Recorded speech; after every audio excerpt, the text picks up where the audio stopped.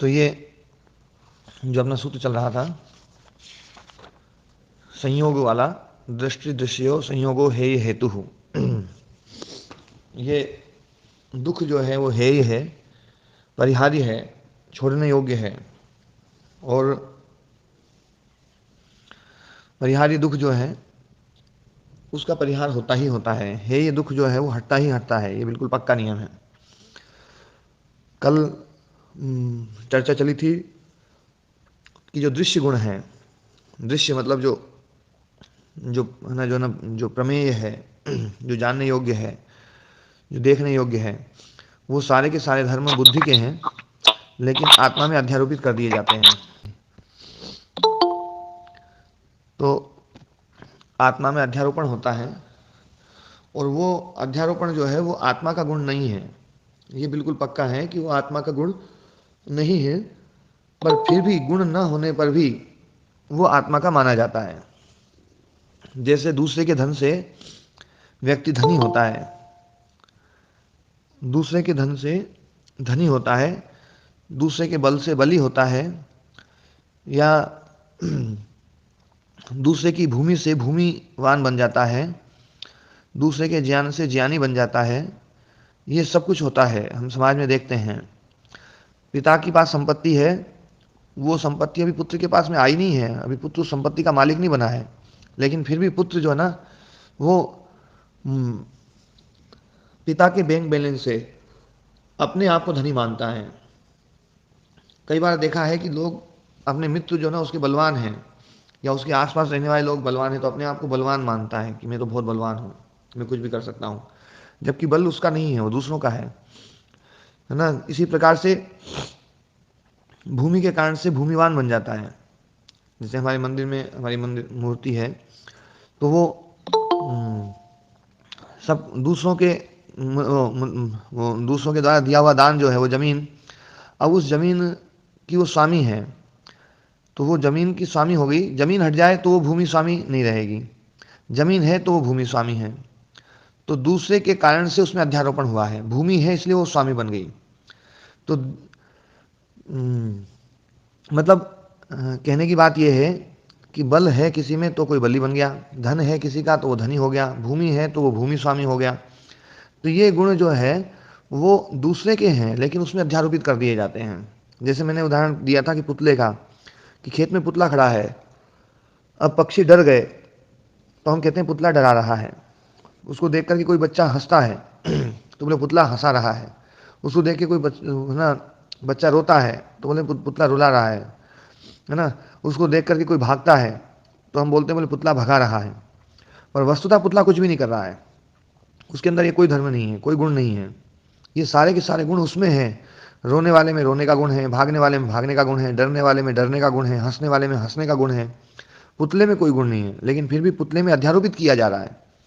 ठीक ऐसे ही जो आत्म तत्व है, उस आत्म तत्व में अध्यारोपण होता है चित्त के धर्मों का। तो चित्त के धर्मों का अध्यारोपण होकर के, और वो जो अध्यारोपण है वो सन्निधि मात्र से है, सन्निधि मात्र है, उसके कारण से ये अध्यारोपण होता है। और सन्निधि मात्र के कारण से, उस दृश्य धर्म के कारण से, दृश्य धर्म जो है उसके कारण से वो पुरुष का स्व हो जाता है।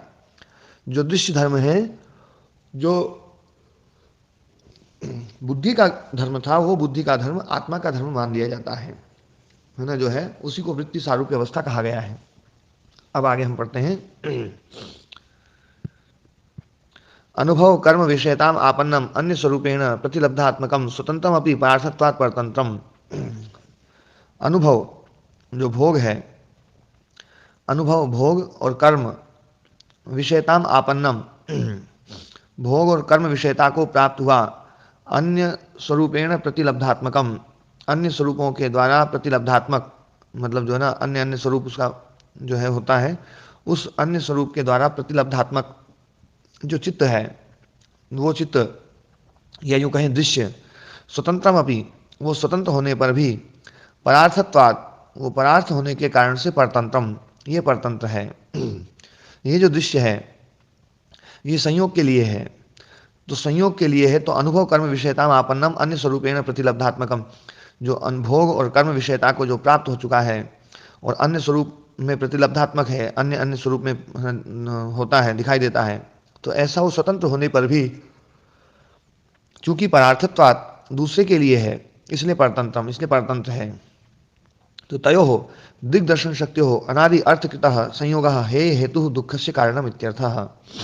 तो उन दोनों का दृष्टा भी समझाया और दृश्य भी समझाया, और इन दोनों का दिग्दर्शन शक्ति हो, दिग्दर्शन शक्ति का जो अनादि अर्थकृत, अर्थकृत मतलब पदार्थकृत, अर्थकृत पदार्थकृत जो संयोग है, पदार्थकृत मतलब किसी पदार्थ के द्वारा संयोग किया गया है, वो पदार्थकृत कौन है? वो पदार्थ है अविद्या, तो अविद्या के द्वारा संयोग किया गया है।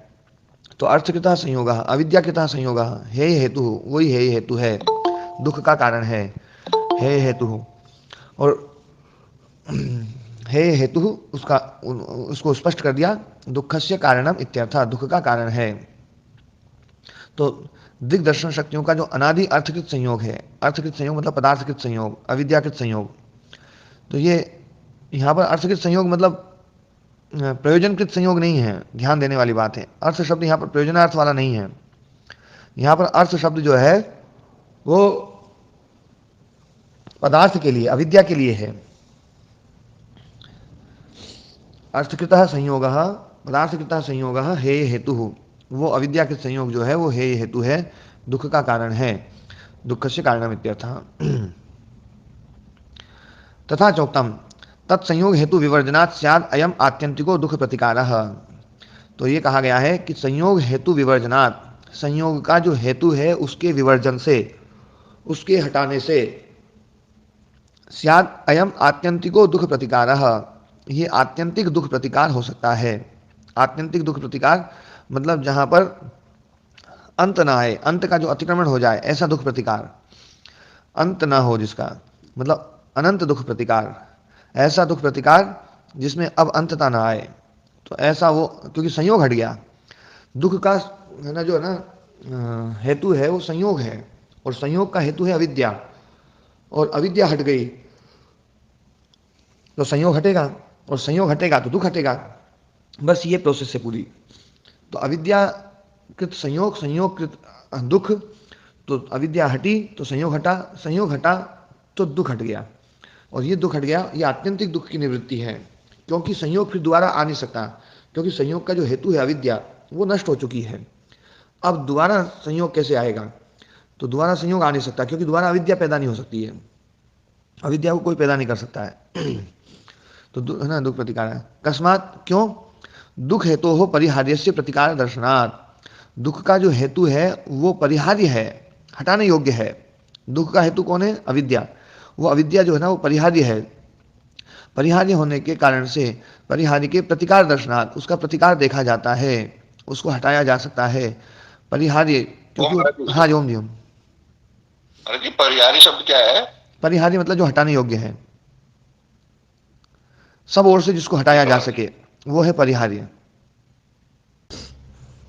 हाँ राम कुमार जी, परिहार्य मतलब जो सब ओर से हटाया जा सके वो होता है परिहार्य। हाँ जी, तो जो परिहार्य है, सब ओर से हटाया जा सकता है, उसका प्रतिकार किया जा सकता है, जो हटाया ही नहीं जा सकता उसका प्रतिकार नहीं किया जा सकता है। ठीक है, ठीक है महाराज। हाँ जी, तो यहाँ पर यही बोल रहे हैं कि जो परिहार्य है, जिसका प्रतिकार किया जा सकता है, ऐसा वो दुख का हेतु है, दुख का जो हेतु है वो परिहार्य है, उसका प्रतिकार देखा जाता है। तद यथा पाद तलस्य भेद्यता, पाद तल में भेद्यता गुण है, भेद्यता मतलब वो भेदित हो सकता है, वो कांटे से छिद है ना, मतलब उसका भेदन हो सकता है, कांटा पाद तल में लग सकता है, तो पाद तल में भेद्यता गुण है। और कंटकस्य भेद्यत्वम, और कंटक में भेद्यत्व गुण है, वो है ना जो है ना भेदने का उसमें सामर्थ्य है। ये पाद तल है ना जो ना उसमें कांटा घुस सकता है, और है ना जो कांटा है उसमें घुसने का सामर्थ्य है, तो है ना, और परिहार भी हो सकता है। वो परिहार क्या हो सकता है? कंटकस्य पादानाधिष्ठानम, कंटक का पैर के ऊपर मतलब है ना, कंटक के ऊपर पैर पड़े ही ना, पहला एक तो, तब कांटा जो है ना उसमें पैर में नहीं घुसेगा। दूसरा पाद त्राण व्यवहितेन व अधिष्ठानम, या फिर पाद का त्राण जो होता है वो लगा करके कांटे के ऊपर पैर रखा जाए तो भी जो है कांटा नहीं घुसेगा। दो तरीके हैं, या तो पैर के ऊपर कांटे के ऊपर पैर रखा ही ना जाए, या फिर पैर में पादत्राण पहन करके, ऐसा पादत्राण जिसको कांटा भेद ना सके, ऐसा पादत्राण पहन करके कांटे पे पैर रखेंगे तो भी जो है पैर बचा रहेगा, सुरक्षित रहेगा, है ना। तो एतत्रयम यो वेद, जो ये तीनों बातों को जानता है कि कांटा जो ना उसमें भेदन का सामर्थ्य है, पैर भिद सकता है, और पादत्राण के द्वारा उसको बचाया जा सकता है, या कांटे को वहां पर ना पहुंचाया जाए, मतलब कांटे के ऊपर पैर ना रखा जाए, या पैर रखने की संभावना है तो पादत्राण लगा करके कांटे के ऊपर फिर पैर रखा जाए, तो कांटे से पैर को बचाया जा सकता है। ये तीनों बातों को जो जानता है वो ही इसमें प्रतिकार कर सकता है। एतत्रयम यो वेद लोके स तत्र प्रतिकारम आरभमाणो भेदजम दुखम न आपनोति। तो इन तीनों बातों को जो जानता है लोक में, स तत्र प्रतिकारम आरभमाण, वह उस प्रतिकार को है ना आरंभ करता हुआ, भेदजम दुखम, जो कांटे के लगने से जो दुख होता है वो दुख न आपनोति, प्राप्त नहीं करता है। तस्मात् तृत्वोपलब्धि सामर्थ्यादिति, क्यों, क्योंकि अकस्मात तृत्वोपलब्धि सामर्थ्य, तृत्व की उपलब्धि उसको तीनों का पता है, पैर का सामर्थ्य भी पता है उसको, कांटे का सामर्थ्य भी पता है, और कांटे से पैर को बचाना कैसे है वो तरीका भी उसको पता है। तो ये चीज जिसको पता है वो उस दुख से अपने आप को बचा सकता है। अत्रापि तापकस्य रजसः सत्वम एवं तप्यम, जो तापक है रजस, रजस जो है देखो तापक है, ये तप, जहां पर भी तप की बात आती है और रजोगुण की बात आती है, रजोगुण दुख देने वाला है। तो तापकस्य रजसः सत्वम एवं तप्यम, जो तापक का जो तप्य है, जो तापक रजोगुण जिसको तपाता है वो सत्व है। तो सत्व मतलब यहाँ पर बुद्धि सत्व को, बुद्धि को, या मतलब जो है ना चित्त को तपाने वाला, यहाँ पर सत्व शब्द जो है ना ये चित्त के लिए है, बुद्धि के लिए है। सत्व शब्द कई बार जो है ना बुद्धि के लिए प्रयुक्त होता है। तो जो रजोगुण है वो बुद्धि को तपाता है। तस्मात् तपि क्रियाया कर्मस्थत्वात्, क्योंकि तपि क्रिया कर्मस्थ है, क्रिया जो है ना वो कर्मस्थ भी होती है, कर्तृस्थ भी होती है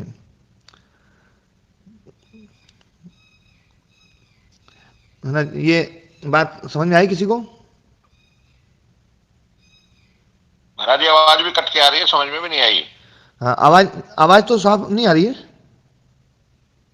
आवाज साफ नहीं आ रही है, थोड़ी कट कट के आ रही है, आवाज साफ आ रही है, साफ आ रही है, आवाज साफ आ रही है। तो राम कुमार जी आप थोड़ा सा अपना फोन इधर उधर करो। नहीं आता, नहीं आचार्य जी आवाज कट रही है। अच्छा, आवाज कट रही है, थोड़ी कट रही है स्वामी जी। अच्छा जी, अनुमान से समझ रहे हैं हम। हाँ, अब ठीक आ रही है। आप कटे तो बताना एक बार ना जी। तो बात में कह रहा था कि कुछ क्रिया ऐसी होती है जो कर्म में स्थित होती है, कुछ क्रिया ऐसी होती है जो कर्ता में स्थित होती है। जैसे मैं गांव जाता हूं, अहम ग्रामम गच्छामि। आवाज आ रही है नीतू जी? हाँ जी स्वामी जी, स्पष्ट आ रही है। जी जी, मैं गांव जाता हूं, तो जो गमन क्रिया है वो गांव में है या मुझ में है? मुझ में है ना, गमन क्रिया, हाँ गमन क्रिया जो है ना वो मुझ में है, कर्ता में स्थित है। और जो ये तपाने वाली क्रिया है कि देवदत्त जल को तपाता है, तो तपन क्रिया किसमें है, देवदत्त में है या जल में हो रही है? वो तो जल में है स्वामी जी। वो जल में हो रही है, ये कर्मस्थ क्रिया है। तो यहां पर यही बात कही जा रही है कि रजोगुण जो है वो तपाता है। तो रजोगुण तपाता है, किसको तपाता है? ये सत्व को, बुद्धि को। तो अकस्मात क्यों? क्योंकि तभी क्रिया है कर्मस्थत्वात्, तभी क्रिया के कर्मस्थ होने के कारण से। यदि ये तभी क्रिया कर्मस्थ नहीं होती तो फिर कोई दिक्कत नहीं थी। अब चूंकि तभी क्रिया कर्मस्थ है और कर्म बन रहा है सत्व, तो सत्व को तपा रही है वो। सत्वे कर्मणि तपि क्रिया न अपरिणामिनी निष्क्रिय क्षेत्रज्ञ। तो सत्व जो कर्म है उसमें तपि क्रिया हो रही है। अब सत्व जो है ना बुद्धि सत्व है, उसमें तपि क्रिया हो रही है, न अपरिणामिनी निष्क्रिय क्षेत्रज्ञ। पर इस बात को ध्यान रखने वाली बात है, यहाँ पर देखो भाष्यकार ने स्वयं बोला है कि सत्व में ही तपि क्रिया है। ये दुख जो हो रहा है ये सत्व में, मतलब बुद्धि में ही हो रहा है। न अपरिणामिनी निष्क्रिय क्षेत्रज्ञ, जो अपरिणामी है, निष्क्रिय है, जो क्षेत्रज्ञ है उसमें नहीं है। क्षेत्रज्ञ मतलब आत्म तत्व, जो निष्क्रिय है, क्रिया रहित है, जो अपरिणामी है, परिणाम जिसमें नहीं होता है, उसमें तभी क्रिया संभव नहीं है। क्योंकि किसी भी क्रिया का आत्मा कर्म नहीं बन सकता है। इसलिए तपा क्रिया केवल बुद्धि को ही तपा सकती है, आत्मा को नहीं तपा सकती है। ये बिल्कुल स्पष्ट यहां पर बोला गया है। और ये बात तो कई बार खूब बोलते हैं आचार्य। तो जो निष्क्रिय है, क्षेत्रज्ञ है, अपरिणामी है, उसमें तपा क्रिया नहीं है। जो सत्व कर्म है तपा क्रिया उसमें है। दर्शित विषयत्वात् सत्वे तु तप्यमाने तदाकारानुरोधी पुरुषो अनुतप्यते इति दृश्यते। लेकिन पुरुष जो है वो दर्शित विषय होने के कारण से सत्वे तु तप्यमाने, सत्व के तप्यमान होने पर, तदाकारानुरोधी, उसके आकार का अनुरोध करने वाला, मतलब उसके आकार को वो आकार उसमें अध्यारोपित कर दिया गया है। तो अध्यारोपित होने के कारण से पुरुषो अनुतप्यते इति दृश्यते, पुरुष जो है वो तपा हुआ दिखाई दे रहा है। अनुतप्यते मतलब जो तपने के बाद में जो तप गया, मतलब बुद्धि तपी पहले और बुद्धि तपने के बाद में बुद्धि का जो प्रतिसंवेदन है, जो प्रतिबिंब पड़ रहा है, वो पुरुष में पड़ रहा है। ये बात पहले मैंने बोल दी है कि प्रतिसंवेदन जो है वो परमानेंट गुण नहीं है, वो उसका गुण नहीं है। जैसे प्रकाश है ना, चंद्र सूर्य से आया तो सूर्य का तो बिंब है, और जो पानी में जो प्रतिबिंब पड़ रहा है वो पानी में प्रतिबिंब पड़ भले रहा है, लेकिन वो पानी का गुण नहीं है। वो जो प्रकाश है वो प्रकाश पानी का गुण नहीं है, वो प्रकाश चंद्रमा का गुण नहीं है।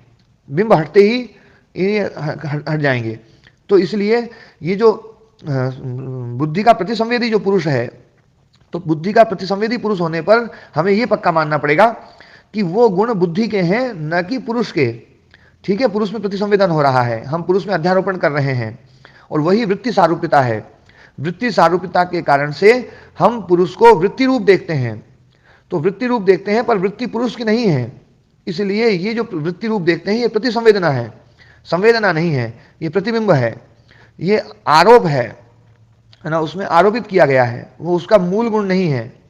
तो यही बात यहाँ पर कही जा रही है कि सत्व के तप्यमान होने पर, पहले एक बात बिल्कुल स्पष्ट बोल दिया कि अपरिणामी जो निष्क्रिय क्षेत्रज्ञ है उसमें तपा क्रिया नहीं संभव है, वो उसको नहीं तपा सकती। लेकिन दर्शित विषय होने के कारण से सत्व के तप्यमान होने पर भी तदाकारानुरोधी, उसके आकार का अनुरोध करने वाला, उसके आकार के अनुसार उसको आकारित किया जाता है। बुद्धि के आकार के अनुसार पुरुष के आकार को है ना परिभाषित किया जाता है।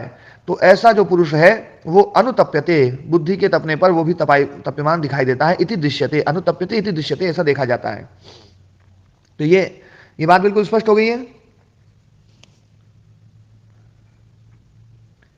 समझिए इस लाइन को, दर्शित विषय जो लास्ट वाली लाइन है, हाँ, एक बार और समझा दीजिए। इस पूरे पैराग्राफ को फिर से समझा रहा हूँ, फिर से समझिए ना, ये पूरा पैराग्राफ फिर से समझाता हूँ। तो यहाँ पर ये बात कही गई है कि जो संयोग है वो है हेतु है, दुख का कारण है, और उस दुख का कारण का अत्यंत प्रतिकार हो सकता है, क्योंकि संयोग का जो हेतु है वो अविद्या है, वो अविद्या परिहार्य है, हटाने योग्य है, और हटाने के कारण से संयोग हट सकता है, संयोग के हटने से दुख हट सकता है। ये बात पहले उन्होंने ऊपर बोली। अब यहाँ पर ये बता रहे हैं, अत्रापि तापकस्य रजसा सत्वमेव तप्यम, जो तापक रजस है, रजोगुण जो है ना वो तपाने वाला है, दुख देने वाला है, और वो दुख जो है देता है तो किसको देगा, वो सत्वमेव तप्यम, उसका जो तप्य है वो सत्व ही है। तप्य जो है वो सत्व है, क्योंकि सत्व को ही तपाता है। सत्व मतलब बुद्धि सत्व है ना, तो बुद्धि सत्वमेव तप्यम, बुद्धि सत्व को ही वो तपाता है। कस्मात् तपि क्रियाया कर्मस्थत्वात्, तपि क्रिया के कर्मस्थ होने के कारण से तपि क्रिया का कर्म बनेगा बुद्धि। तो जो रजोगुण है वो बुद्धि को तप्त कर रहा है, तो तपि क्रिया कर्मस्थ है, इसलिए सत्व कर्मणि तपि क्रिया, सत्व कर्म में ही तपि क्रिया है। न अपरिणामिनी निष्क्रिय क्षेत्रज्ञ, अपरिणामी जो निष्क्रिय क्षेत्रज्ञ है उसमें तपि क्रिया संभव नहीं है। यदि उसमें संभव होती तो अपरिणामी नहीं रहता, वो निष्क्रिय नहीं रहता, वो क्रियावान हो जाता। क्योंकि क्रिया जो है ना रजस का गुण है, और रजस यदि इसको तपा रहा है तो रजोगुण इसको है ना सक्रिय भी कर रहा है, तो ये निष्क्रिय भी नहीं रहता और ये परिणामी भी नहीं रहता। ये दोनों ही बात कही जा रही है। ये सूत्र का ये जो पैराग्राफ है बिल्कुल स्पष्ट कह रहा है कि रजोगुण केवल सत्व को, बुद्धि सत्व को ही प्रभावित करता है, आत्मा को नहीं करता है। और जो रजोगुण है वो क्रिया डालता है तो सत्व में ही डाल सकता है, बुद्धि सत्व में ही डाल सकता है, इस अपरिणामी निष्क्रिय में नहीं डाल सकता है, वो निष्क्रिय है, क्रिया रहित है। तो ये अपरिणामी भी है, निष्क्रिय भी है। जो क्षेत्रज्ञ है, आत्म तत्व है, क्षेत्रज्ञ बोलते हैं आत्म तत्व को। तो आत्म तत्व जो है वो अपरिणामी और निष्क्रिय है, उसमें तपिक्रिया संभव नहीं है। अब आगे बात बोलते हैं कि तपिक्रिया उसमें संभव नहीं है ना, वो अपरिणामी है, तो फिर इसको दुखी कैसे बोलते हैं? तो दुखी इसलिए बोलते हैं कि दर्शित विषयत्वात्, दर्शित विषय होने के कारण से, क्योंकि उसके कारण से ये आत्म तत्व की उपस्थिति के कारण से चित्त आदि जो है ये सब चीज़ों को देखते हैं। तो वो आत्म तत्व चूंकि दृष्ट विषय नहीं है, वो दर्शित विषय है, वो विषयों को स्वयं नहीं देखता है, देखने का काम करते हैं ये बुद्धि। लेकिन बुद्धि में जो भी गुण आते हैं, जो भी धर्म आते हैं, वो सारे के सारे धर्म हम आत्मा में अध्यारोपित करते हैं। और आत्मा में जब अध्यारोपित करते हैं सारे के सारे गुण, तो उसी को कहा जाता है अध्यारोप, उसी को कहा जाता है ना तदाकारानुरोधी, उसी को कहा जाता है वृत्ति सारूप्यता। तो वृत्ति सारूप्यता होने के कारण से जो सत्व में तप्यमान है, सत्व के तप्यमान होने पर तदाकारानुरोधी, उस सत्व के आकार का अनुरोधी जो पुरुष है, जैसा जैसा सत्व होगा वैसा वैसा वो पुरुष दिखाई देगा। तो इसलिए वो पुरुष अनुतप्यते, वो पुरुष जो है वो अनुतप्यते, है ना, तपन के बाद में जो अनुतपन, उस अनुतपन को हम उस पुरुष में, है ना, अध्यारोपित कर देते हैं या महसूस करते हैं कि वो पुरुष तप रहा है। पर वास्तव में पुरुष नहीं तप सकता है, पुरुष में तो वो क्रिया हो ही नहीं सकती है। तो इसलिए पुरुष जो अनुतप्यमान हो रहा है वो तदाकारानुरोधी होने के कारण से हो रहा है, इति दृश्यते, ऐसा देखा जाता है। अब स्पष्ट हुआ जी? है? आपकी आवाज नहीं आई, आप एक बार फिर से ना बोलिएगा। हाँ, अनुभव कौन करता है कि पुरुष तप रहा है? नहीं, पुरुष तप रहा है ये बुद्धि करती है। बुद्धि ही अपने आप को पुरुष मान करके चलती है, बुद्धि अपने आप को पुरुष मान करके चलती है और पुरुष मान करके चलती है। और ये यूं नहीं कहेगी बुद्धि कि बुद्धि तप रही है, पुरुष नहीं तप रहा है। वो संयोग होने पर बुद्धि अपने आप को आत्म तत्व मानती है। वही तो है ना, अनात्म को आत्म मानना, अनात्म को आत्म स्वरूप मानना, यही तो अविद्या है। जो बुद्धि ही मान रही है, हाँ, बुद्धि ही देख रही है, वही मैं हाँ अनुभव कर रही है कि मैं तप रहा हूं जी। और एक बात जो बोली थी ना परीक्षा में, एक बात किसी किसी ने लिखी है, किसी किसी ने नहीं लिखी है, कि जो जी, एक बात जो ना, जो बहुत कम लोगों ने लिखी है, कलेक्टर साहब ने अच्छे से लिखी है वो, कि जो अस्मिता रूपी क्लेश है, अस्मिता रूपी जो क्लेश है, दिग्दर्शन शक्ति और एकात्मता इव अस्मिता जो है ना, जो इन दोनों को एक रूप मानना, तो एक रूप मानना वो वास्तव में वही भोग का हेतु है। भोग उसी के कारण से है जो एकात्मता आ जाती है। यदि एकात्मता ना हो तो भोग समाप्त। भोग का मुख्य हेतु ये एकात्मता है। हाँ, तो भोग का हेतु है एकात्मता। ये तदाकारानुरोधी होना या जो ना ये उसमें अध्यारोपित होना या वृत्ति सारूप्यता होना, ये सब बात एक ही है। ये अस्मिता क्लेश के कारण से है। अस्मिता क्लेश के कारण से दोनों चीजें एक दिखाई देती हैं और दोनों को एक ही मानते हैं। और इसलिए बुद्धि के सारे धर्म हम आत्मा में अध्यारोपित कर देते हैं। अब देखो सुख और दुख, यहाँ पर दुख जो है बिल्कुल साफ साफ कह रहा है ये दर्शन कि दुख जो है वो सत्व में है, पुरुष में नहीं है। न अपरिणामिनी निष्क्रिय क्षेत्रज्ञ, अपरिणामी निष्क्रिय क्षेत्रज्ञ में दुख नहीं हो सकता। तभी क्रिया का जो कर्म है वो सत्व ही है। तभी क्रिया सत्व में ही वर्तमान रह सकती है, बुद्धि में ही वर्तमान रह सकती है, अपरिणामी क्षेत्रज्ञ में नहीं रह सकती है। तो उसको दुख नहीं दे सकती वो। तभी क्रिया कर्म में स्थित है, कर्म को प्रभावित करेगी। तो इसलिए अध्यारोपण जो हो रहा है वो बुद्धि का अध्यारोपण हम आत्मा में कर रहे हैं। और अध्यारोपण करके हम ये मान लेते हैं कि ये सब आत्मा के गुण हैं, जबकि आत्मा के गुण नहीं हैं। आत्मा का जो गुण है वो तो बताया ही नहीं जा सकता है। वो तो है ना, शास्त्र इस बात को कहते हैं कि आत्मा के क्या गुण बता सकते हैं हम। हाँ, लिंग बता सकते हैं, आत्मा के चिन्ह बता सकते हैं कि आत्मा है, उसमें है ना जो है ये इसका प्रमाण दे सकते हैं। तो बोले क्या प्रमाण है? बोले देखो चित्त में जो है ना चेष्टा हो रही है, यही आत्मा का प्रमाण है। चित्त में जो है ना सुख दुख हो रहा है, यही आत्मा का प्रमाण है। चित्त में जो है ना ज्ञान हो रहा है, उत्पन्न हो रहा है ज्ञान, वो आत्मा का प्रमाण है। चित्त में राग द्वेष हो रहा है, ये आत्मा का प्रमाण है। मतलब आत्मा है तभी ये सब कुछ हो रहा है। आत्मा नहीं हो तो ये जो चित्त है ये अव्यक्त में चला जाएगा। चित्त में सारे के सारे धर्म जो ना वो समाप्त हो जाएंगे, पर ये हैं चित्त के धर्म। ठीक है,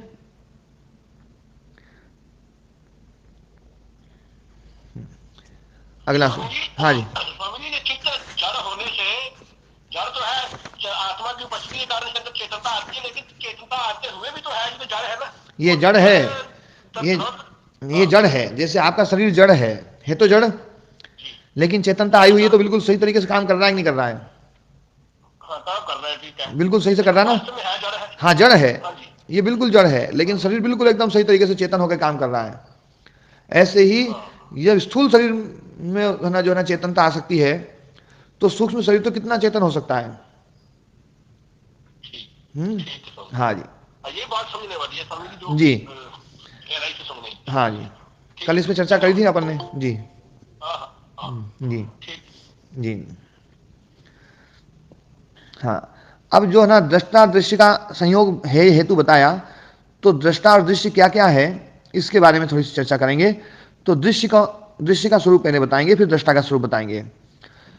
तो दृश्य स्वरूपम उच्यते, अब दृश्य स्वरूप को बतला रहे हैं। प्रकाशशीलम है ना, प्रकाश क्रिया स्थितिशीलम भूतेन्द्रियात्मकम भोगापवर्गार्थम दृश्यम। प्रकाश क्रिया स्थितिशीलम, वो दृश्य जो है वो प्रकाश क्रिया और स्थितिशील है। ध्यान देना, ये दृश्य जगत का गुण बताया जा रहा है। दृश्य जगत का गुण है कि वो प्रकाशशील है, क्रियाशील है और स्थितिशील है। ये अव्यक्त का गुण नहीं बताया जा रहा है, ये दृश्य का गुण बताया जा रहा है कि जो दृश्य जगत है वो दृश्य जगत प्रकाश रूप, क्रिया रूप और स्थिति रूप है। भूतेन्द्रियात्मकम, भूत और इंद्रियात्मक, भूत में दोनों भूत और इंद्रियों में भी दोनों इंद्रियां, स्थूल इंद्रियां सूक्ष्म इंद्रियां, स्थूल भूत सूक्ष्म भूत। ये हाँ जी, ओम जी। ये अव्यक्त का नहीं है, ये कह के क्यों टोका आपने? ये इसलिए टोका क्योंकि प्रकाश क्रिया स्थिति अव्यक्त में यदि डाल देंगे तो अव्यक्त भी व्यक्त हो जाएगा, ठीक है महाराज जी, है ना। यदि अव्यक्त में प्रकाश आ गया, यदि अव्यक्त में क्रिया आई गई और अव्यक्त की स्थिति हो गई, तो वो तो व्यक्त ही हो गया फिर तो। क्योंकि ये जो तीन गुण हैं, ये तीन गुण ही ऐसे हैं जो व्यक्त है करते हैं। ये तीनों गुण जो है ये ही व्यक्तता के कारण हैं। यदि ये तीनों ना हो, किसी भी वस्तु में प्रकाश ना हो, किसी वस्तु में क्रिया ना हो और किसी वस्तु में स्थिति ना हो, फिर बताओ मुझे वो व्यक्त हो सकती है? हाँ नहीं होगी महाराज जी। हाँ, वो व्यक्त नहीं हो सकती है। तो ये जो प्रकाश क्रिया स्थिति, क्योंकि आजकल ये बड़ा भ्रम बनता है कि सत्व रजस तमस रूप में तो वहां अव्यक्त में ही रहता है, वो प्रकाश क्रिया स्थिति रूप में वहीं रहता है। यहां तो आने के बाद में फिर वो कुछ और दूसरे रूप में हो जाता है। तो ये जो भ्रांत धारणा है, वो भ्रांत धारणा को स्पष्ट करने के लिए मैं थोड़ा सा ये बात पे जोर दिया मैंने। तो ये जो दृश्य जगत है ये प्रकाश क्रिया स्थिति रूप है, और ये भूतेन्द्रियात्मक है, भूतात्मक और इंद्रियात्मक। भूत स्थूल भूत सूक्ष्म भूत ये है ना 10 हो गए, और इंद्रियात्मक तो है ना 5 ज्ञानेन्द्रियां और 5 कर्मेंद्रियां, ये 10 की 10 हो गई स्थूल इंद्रियां, और मन अहंकार और बुद्धि ये हो गए सूक्ष्म इंद्रियां। तो ये 3 ये हो गई, और 10 वो तो 13, और 10 है ना स्थूल भूत और सूक्ष्म भूत मिला के 23 पदार्थ। तो भूतेन्द्रियात्मक है, और ये भोगापवर्गार्थम, भोग और अपवर्ग के लिए है। भोग और अपवर्ग के लिए ये भूत है ना जो है ना ये दृश्य है। तो इसका प्रयोजन बताया, इसका है ना स्वरूप बताया, प्रकाश क्रिया स्थिति है ना, ये उसका स्वभाव बताया, है ना। तो प्रकाश क्रिया स्थिति उसका स्वभाव, भूतेन्द्रियात्मकम स्वरूप, और भोगापवर्गार्थम ये है इसका प्रयोजन, है ना। तो ये 3 चीज यहां पर बता दी दृश्य की। अब एक एक चीज की व्याख्या कर रहे हैं। प्रकाशशीलम सत्वम, सत्व जो है ना वो प्रकाशशील है। क्रियाशीलम रजः, क्रियाशील है रजस। और स्थितिशीलम तमः, तमस जो है वो स्थितिशील है। प्रकाश क्रिया स्थितिशीलम, है ना। तो ये 3 चीजें यहां पर बताई। प्रकाशशील जो है वो सत्व, क्रियाशील रजः और स्थितिशीलम तमः। ये जो रजस है ये क्रियाशील है, इसलिए जहां पर भी क्रिया की बात आती है वहां रजस की बात जरूर करते हैं। जैसे अंतरिक्षे रजसः विमानः, रजसो विमानः, है ना। तो अंतरिक्ष में जो ना क्रियाशील, मतलब अंतरिक्ष में जो घूमने वाले, लोक लोकांतर। और प्रकाशशील है सत्व, जहां पर भी प्रकाश की, ज्ञान की बात आएगी वहां सत्य जरूर ना बोला जाएगा। और स्थितिशीलम है तमह, जहां भी स्थिति रहेगी वहां तमस रहेगा। इति एते गुणाः परस्परोपरक्त प्रविभागाः। अब ये इन गुणों के बारे में चर्चा की जा रही है, और चर्चा करके इसके जो है इसको 11 प्रकार से समझाया जाएगा। 11 प्रकार से इसको समझाया जाएगा। पहली बात बताई कि ये जो गुण है ये परस्परोपरक्त प्रविभागाः, परस्पर जो है उपरक्त, मतलब उपरक्त का मतलब है एक का गुण दूसरे में आने वाला। परस्पर उपरक्त प्रविभागाः, एक दूसरे में एक दूसरे का गुण डालने वाले भी हैं और बिल्कुल अलग अलग भी हैं। मतलब एक दूसरे को प्रभावित भी करते हैं और बिल्कुल अलग अलग भी रहते हैं। ये दोनों ही बातें हैं, एक दूसरे को प्रभावित भी करते हैं और एक दूसरे से अलग भी रहते हैं। ये है परस्पर, है ना, परस्परोपरक्त प्रविभागाः। फिर है परिणामिनः, ये परिणामी है, मतलब परिवर्तनशील है, बदलने वाले हैं, बार बार बदलते हैं, बार बार बदलते हैं, तो ये परिणामी है। दूसरा इनका धर्म बताया। तीसरा धर्म बताया संयोग विभाग धर्माणः, इनमें संयोग गुण भी है और विभाग गुण भी है। संयोग गुण है इसलिए ये जो दृष्टि दृश्यो संयोग, जो संयोग बना हुआ है वो संयोग इसीलिए बना हुआ है क्योंकि इनमें संयोग गुण है। यदि संयोग गुण नहीं होता तो कभी भी संयोग बन ही नहीं सकता था, क्योंकि आत्मा में संयोग गुण नहीं है, इनमें संयोग गुण है। और इनमें भी संयोग गुण नहीं होता तो फिर संयुक्त होते ही नहीं। या तो आत्मा में संयोग गुण हो या संयोग गुण इनमें हो। इनमें संयोग गुण होगा तो आत्मा के साथ संयुक्त हो जाएंगे, और इनमें संयोग गुण नहीं होगा तो फिर यदि आत्मा में हो तो आत्मा संयुक्त होगी। तो आत्मा में संयोग गुण है नहीं, तो इसलिए संयोग गुण इनका धर्म माना गया। और विभाग धर्माण, और विभाग धर्म भी इनका है। विभाग धर्म मतलब जब वर्ग होता है तो ये संयोग खत्म हो जाता है, तो ये विभाग धर्म वाले हैं। संयोग धर्म इनका अनादि है। संयोग धर्म के कारण से भोग है और विभाग धर्म के कारण से अपवर्ग है। ध्यान देने वाली बात है, जो भोग अपवर्गार्थ है तो संयोग है भोग कराने वाला और विभाग है अपवर्ग कराने वाला, है ना। जी राम कुमार जी कुछ पूछ रहे थे आप। महाराज जी कभी तो दादा मारपीट वादे तो नहीं, आधा आधा तो नहीं हो सकता। स्वामी जी जीते जी ये स्थिति बन सकती है? हाँ, जीते जी तो देखो जब तक संयोग है तब तक ही जीवन है, और संयोग खत्म हो जाएगा तो ना जो है तभी अपवर्ग होगा, विभाग तो तभी होगा। जी जी। तो संयोग विभाग धर्म वाले, हाँ जी, संयोग विभाग धर्म वाले। संयोग है भोग काल में, विभाग है अपवर्ग काल में। और ये ध्यान रखने वाली बात है कि संयोग विभाग धर्म जो है ये आपस में की बात नहीं कर रहे हैं। आपस में तो परस्पर उपरक्त विभाग प्रविभागा से ये बात कही दी गई है। ये संयोग विभाग जो बात है ये पुरुष के साथ में, पुरुष के साथ में इनका जो संयोग है वो भोग काल में संयोग रहता है और वो अनादि है, और विभाग होता है ये अपवर्ग में होता है, ये अनंत है। तो या तो ये संयोग रूप में रहेंगे या विभाग रूप में रहेंगे। संयोग रूप में रहते हैं तो जब तक अविद्या है तब तक संयोग रूप है।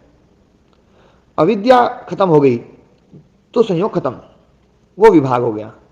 अब अविद्या फिर से आए तो संयोग हो सकता है। अब अविद्या को कौन पैदा करें जो है, इसलिए विभाग जो है ये अनित्य माना जाएगा, नित्य माना जाएगा, अनंत माना जाएगा। तो इसलिए संयोग विभाग धर्म वाले हैं। इतरेत्रोपाश्रयेण उपार्जित मूर्तयः, एक दूसरे के सहारे से उपार्जित किया है मूर्त रूप जिन्होंने, है ना, मूर्ति स्वरूप मतलब है ना घन रूप, मूर्त मतलब है ना घन, तो घन रूप जो है वो एक दूसरे के सहारे से ये घन रूप को प्राप्त होते हैं। ऐसे ये गुण हैं। संयोग विभाग धर्म वाले भी हैं, परिणामी भी हैं, एक दूसरे से प्रभावित होने वाले हैं और एक दूसरे से अलग रहने वाले, और एक दूसरे के सहारे से ये घन रूप को प्राप्त होने वाले, है ना। इतरेत्रोपाश्रयेण उपार्जित मूर्तयः, है ना, मूर्ति उपार्जित है मूर्ति रूप, मूर्ति स्वरूप, है ना, मूर्ति भाव, या घनभाव, घनत्व रूप जिन्होंने प्राप्त कर लिया है, ऐसे ये होते हैं। तो विभागा, अंग और अंगी होने पर भी परस्पर, अंग मतलब होता है गौण और अंगी होता है प्रधान। तो अंग और अंगी जब कोई एक प्रधान होता है तो बाकी जो दो हैं वो उसके अंग बन जाते हैं, गौण रूप, गौणता को प्राप्त हो जाते हैं। तो अंग अंगी भाव होने पर भी असंभिन्न, असंभिन्न मतलब अलग अलग, संभिन्न होता है मिश्रित इकट्ठा, असंभिन्न होता है अलग अलग, है ना। संभेद शब्द जो होता है वो, है ना, साथ वाले के लिए आता है। संभेद, संगम, नदी नाम संभेद, नदियों का जो संभेद है वो, है ना, या नद्यो संभेद, दो नदियों का संभेद है, या नदी नाम बहुत सारी नदियों का संभेद है, तो उसको बोलते हैं संभेद, संगम बोलते हैं। तो है ना, जो है असंभिन्न, असंगम, अलग अलग, अंग अंगी होने पर भी, मतलब एक गौण हो जाएगा, दो गौण हो जाएंगे और एक प्रधान हो जाएगा। तो अंग अंगी होने पर भी बिल्कुल पृथक पृथक रहते हैं, असंभिन्न है, अलग अलग रहते हैं। असंभिन्न प्रविभागा, शक्ति प्रविभागा, अलग अलग शक्ति प्रविभाग इनका देखा जाता है। मतलब इकट्ठे हो गए हैं, एक में दोनों मिल गए हैं, मतलब जो प्रधान में बाकी जो दो हैं वो मिल गए हैं, लेकिन फिर भी इनकी शक्ति का प्रविभाग अलग अलग देखा जाता है। मतलब उसमें क्रिया, स्थिति और प्रकाश ये बिल्कुल अलग अलग देखा जाता है। तो अंग अंगी होने पर भी असंभिन्न शक्ति प्रविभागा, इनकी जो शक्ति प्रविभाग, इनकी जो शक्ति है वो अलग अलग है, अलग अलग शक्ति प्रविभाग है जिनका, अलग अलग शक्ति रूप के द्वारा प्रविभाग, अलग अलग विभाग है जिनका, ऐसे ये तीनों गुण रहते हैं। तो ये पांचवा इसका धर्म बताया, पांचवा विशेषण बताया। फिर तुल्य जातीय अतुल्य जातीय शक्ति भेदानुपातिनः, तुल्य जातीय शक्ति भेद और अतुल्य जातीय शक्ति भेद का अनुसरण करने वाले।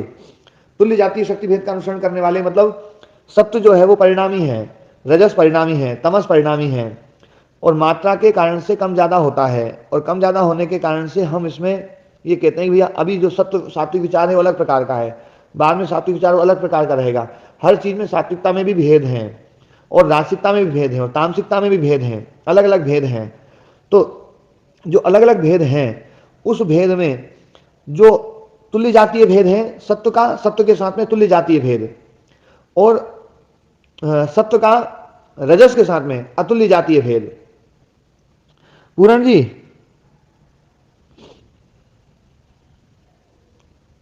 ओम जी, ओम प्रणाम जी। जैसे अपन वहां चर्चा कर रहे थे ना दुख के बारे में, कि दुख में जो है ना, कि जैसे डंडे से मारा तो दुख अलग प्रकार का है, तलवार से मारा तो अलग प्रकार का दुख है, पत्थर से मारा तो अलग प्रकार का दुख है। तो वो जो भेद है ना वो तुल्य जातीय भेद है। अच्छा। वो तुल्य जातीय भेद मतलब है तो दुख ही, दुख क्या आपने वो बना दिया, उसमें भेद कर दिया। जैसे सत्व का सत्व के साथ में जो भेद है ना वो तुल्य जातीय भेद है, और दुख का सुख के साथ में अतुल्य जातीय भेद है।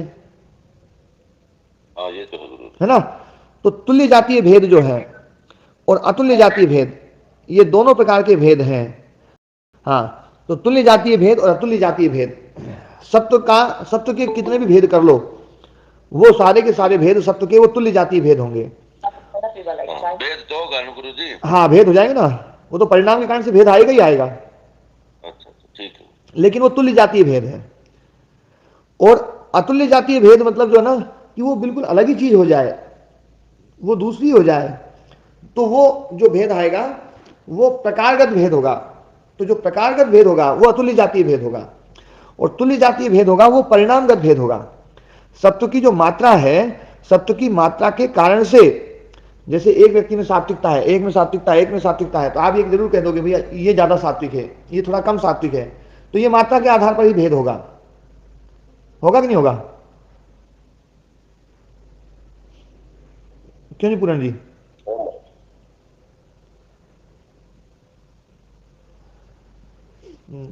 सत्व का जो भेद है परिणाम के कारण, परिमाण के कारण से, तो वो जो भेद है वो तुल्य जातीय भेद हैं।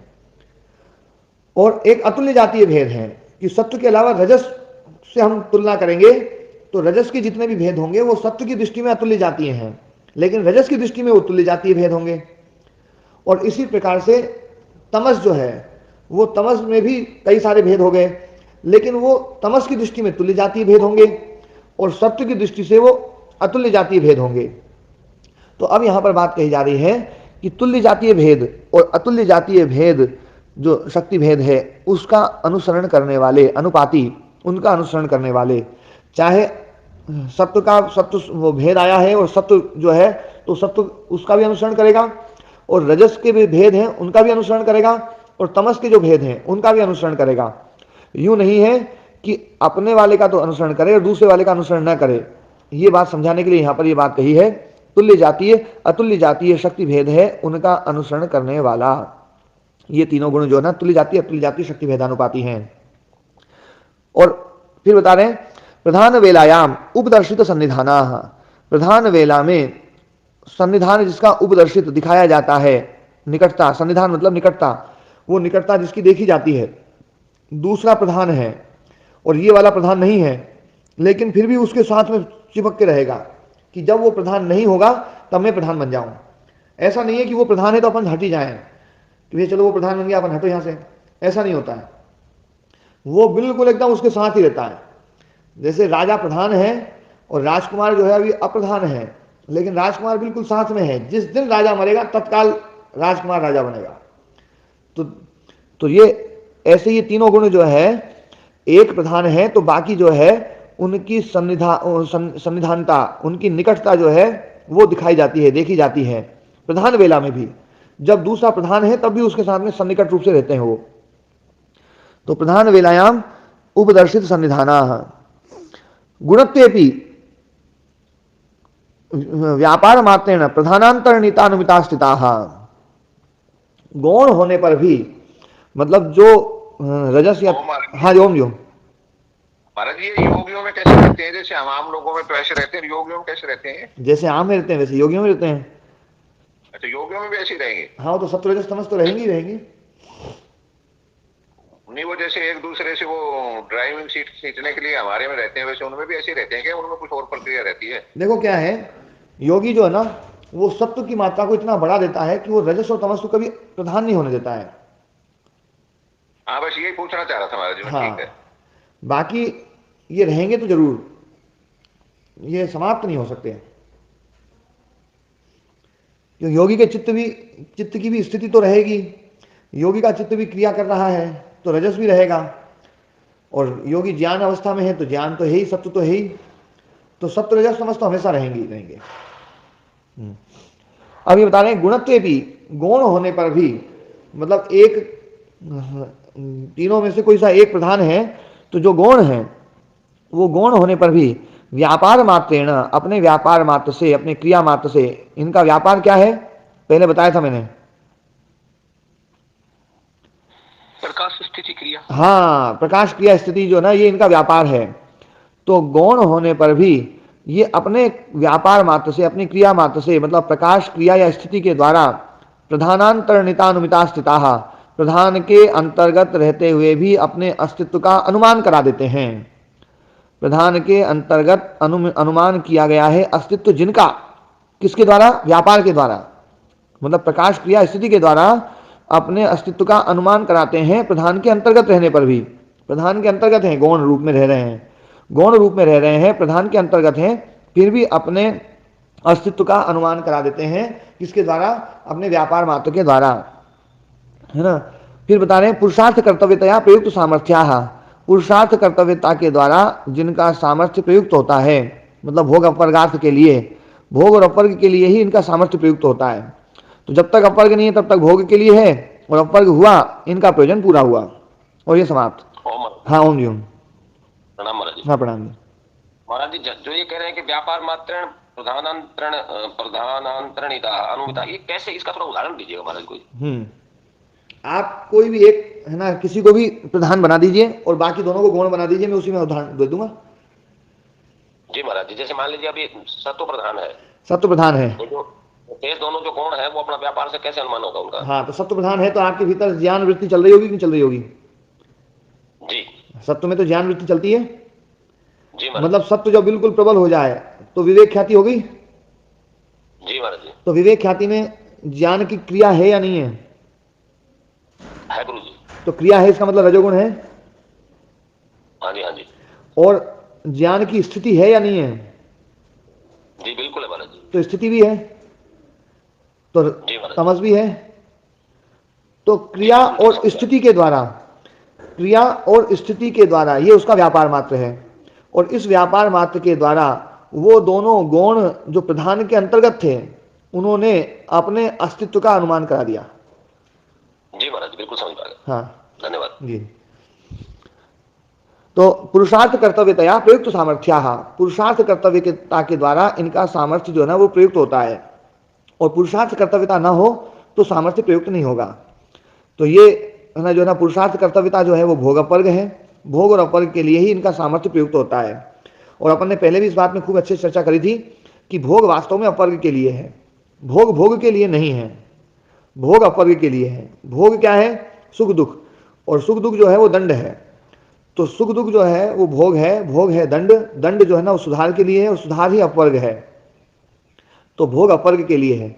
तो मुख्य प्रयोजन हो गया अपर्ग। जब तक नहीं होगा तब तक ये सामर्थ्य का अपना प्रयोग करते रहेंगे। तो पुरुषार्थ कर्तव्यतया प्रयुक्त सामर्थ्या, पुरुषार्थ कर्तव्यता के द्वारा इनका सामर्थ्य प्रयुक्त होता है। सन्निधि मात्रोपकारिणः अयस्कांत मणिकल्पाः, सन्निधि मात्र से उपकार करने वाले, सन्निधि मात्र से जो है एक दूसरे को सहारा देने वाले। मतलब ये सहारा देते हैं तो किस प्रकार से देते हैं? तो बोले सन्निधि मात्र से। यूं नहीं है कि एक रूप बना करके सहारा देते हों। मतलब सत्व जो है वो रजस को सहारा दे तो सत्व रजस बन करके दे दे, ऐसा नहीं है।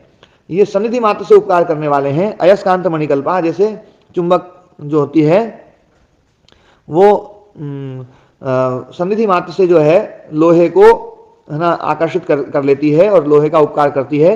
ऐसे ही ये तीनों गुण सन्निधि मात्र से जो है वो है ना उपकार करते हैं। तो ये सन्निधि मात्रोपकारिणः अयस्कांत मणिकल्पाः। प्रत्ययम अंतरेण एक तमस्य वृत्तिम अनुवर्तमानाः। प्रत्यय मतलब कारण, यहां पर प्रत्यय शब्द जो है वो कारण है। अंतरेण बिना कारण के, है ना, बिना कारण के एक तमस्य वृत्तिम अनुवर्तमाना, एक किसी भी वृत्ति का अनुवर्तन करने वाले, है ना। जैसे मुख्य वृत्ति चल रही है कोई से एक, है ना जो ना, तो दो जो है वो उसके पीछे क्यों लगे हुए हैं? तो बोले बिना बिना कारण के ही, उसमें कोई उसमें कारण नहीं है, ये इनका स्वभाव ही है कि उनके पीछे रहेंगे ही रहेंगे वो। एक मतलब जैसे सत्व प्रबल हो गया तो रजस और तमस जो है उसके पीछे क्यों लगे हुए हैं? तो बोले उनका स्वभाव है। बिना किसी कारण के एक तमस्य वृत्ति में अनुवर्तमाना, एक वृत्ति का अनुवर्तन करने वाले।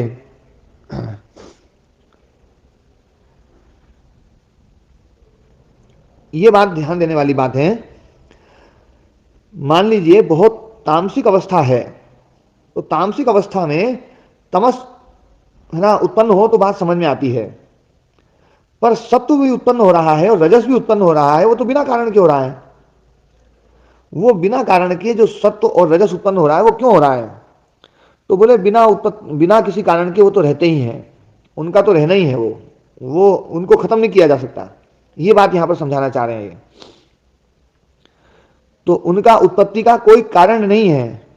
प्रत्ययम अंतरेण, कारण के बिना ही एक तमस्य वृत्ति में अनुवर्तमाना, किसी एक वृत्ति का अनुवर्तन करने वाले, है ना।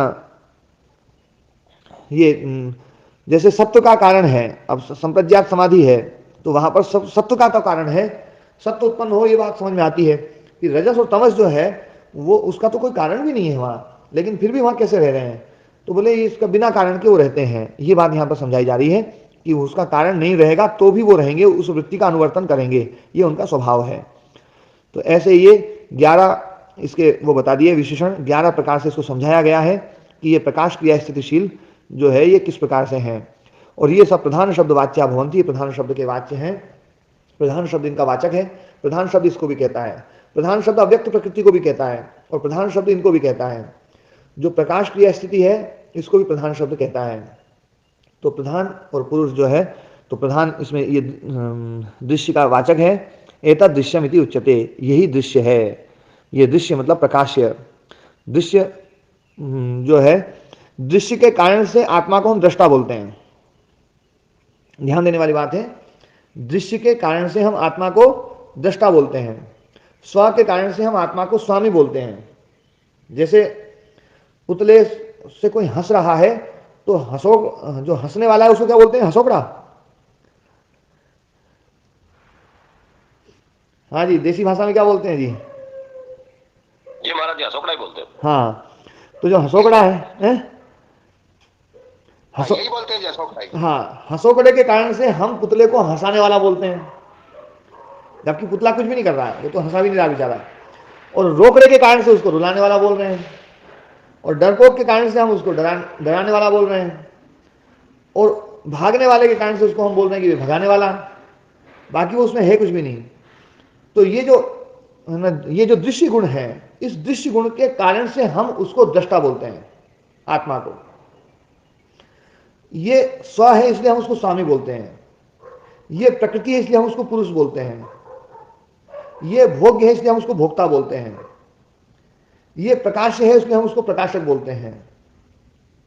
सारे के सारे जो धर्म है वो इसमें है, और इसमें होने के कारण से हम उसमें अध्यारोपित करते हैं। ठीक है? उसके बगैर ये जड़ कुछ नहीं। हाँ, उसके बगैर जड़ का कोई वो नहीं है, ये बात बिल्कुल पक्की है। देखो ना कैसा चमत्कार सही हो रहा है गुरुदेव, है ना, गालमेल कैसे हो रहा है ये। हाँ, तो एतद् दृश्यम उच्यते, यही दृश्य है ना? ठीक है, आज इतना ही पाठ करेंगे। हाँ, किसी का कोई प्रश्न हो तो पूछ सकते हैं। इनको अच्छे से तैयार कर लेना, बार बार पढ़ने से ये चीज तैयार हो जाएगी, और तैयार हो जाएगी तो फिर परीक्षा में अच्छे से लिख पाएंगे आप लोग।